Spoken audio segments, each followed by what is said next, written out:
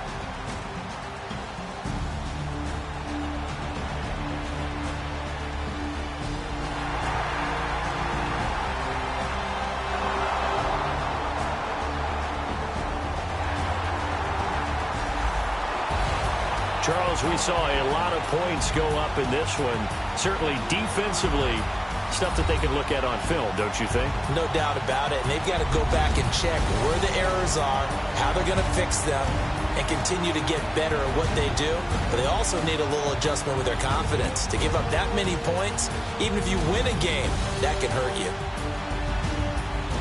So for Detroit, their very slim playoff hopes remain as they move to 6-7 on the year. And they'll head back home next week to take on the Houston Texans. Meanwhile, for Minnesota, any slim hopes they had at a playoff berth gone now as they drop to 4-9. And they'll try again next week at home against Philadelphia. So that'll do it for my partner, Charles Davis, and the best darn crew in the industry. I'm Brandon Gaudin. This has been a presentation of the NFL on EA Sports. From Minneapolis, so long, everybody.